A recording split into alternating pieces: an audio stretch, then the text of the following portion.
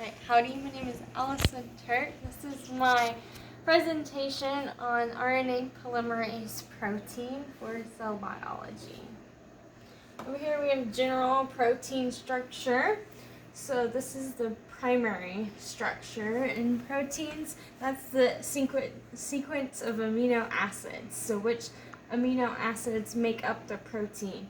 If a different amino acid than the proper amino acids are in the in the primary structure of the protein, the entire protein changes. This is the secondary structure of proteins. This is an example of an alpha helix. There's two kinds of secondary structures. It's an alpha helix and beta sheets, which fold kind of like an accordion, and the helix looks just like a winding staircase. Over here is a tertiary structure. That's the 3D shape that the proteins fold into. So right here you can see the secondary structure of the alpha helix, and then the way the different bonds interact with each other cause the protein to fold into different shapes. The quaternary structure, not all proteins have quaternary structure. This is multiple proteins that make up a polypeptide. So here we have one type of protein, and here's another type of protein over here.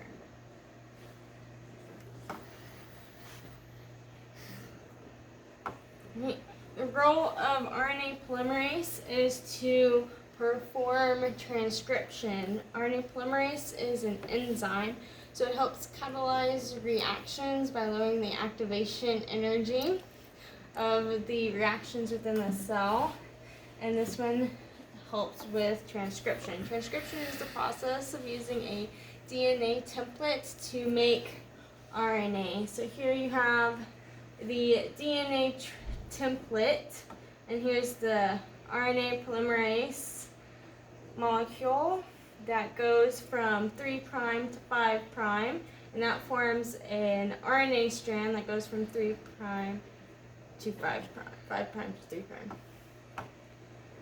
The RNA polymerase has,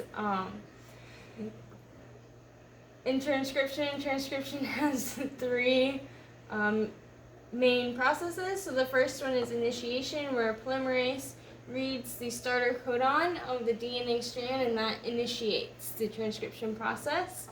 The next stage is elongation. During elongation, free RNA nucleotides are added to form the RNA strand based off of the complementary DNA strand.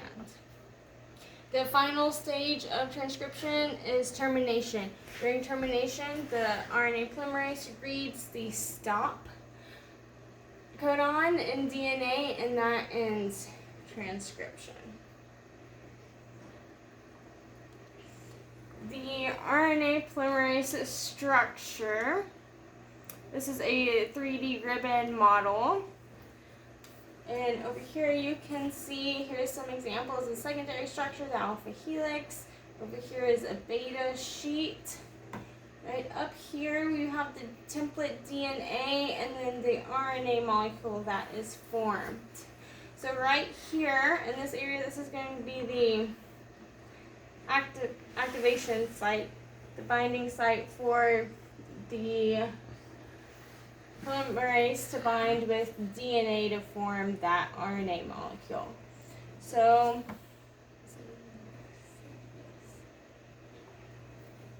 the quaternary structure of RNA polymerase is very important. It's made up of 4 different subunits. So the biggest of the subunits is beta prime, and that helps with the binding of the RNA and DNA. And the other subunit, beta, is the second largest. It is pretty much beta prime 2.0. The alpha helix, there's 2 alpha helixes in the quaternary structure, 2 alpha helix subunits. And then the sigma factor is the most important subunit. So the RNA polymerase can exist without the sigma factor, and that is the core enzyme, but it can only perform transcription with the sigma factor. If there is no sigma factor, the protein cannot go on to perform transcription. So sigma factor has to bind with the other subunits to form the hollow enzyme. This is a great example of quaternary structure. These are some genetic flaws that can occur in RNA polymerase. So up here, this is a picture of a family with Treacher-Collins syndrome. So in this syndrome, it is an autosomal dominant.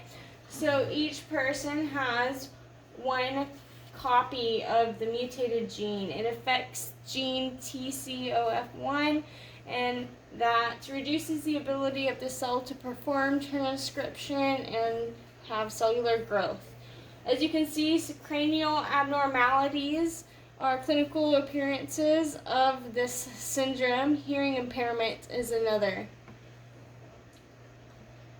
Over here we have Bloom's syndrome. This is due to a defect in the gene BLM. And this is an autosomal recessive, so this child over here has 2 copies of the mutated gene. And during this, in this syndrome, the haploid chromosomes are very unstable, so they're unable to, RNA polymerase is unable to transcribe RNA.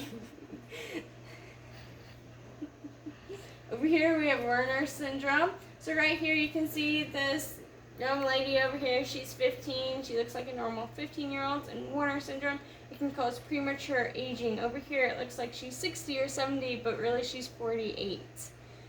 And it also can cause cataracts and some mental disabilities as well. This syndrome affects the gene WRN.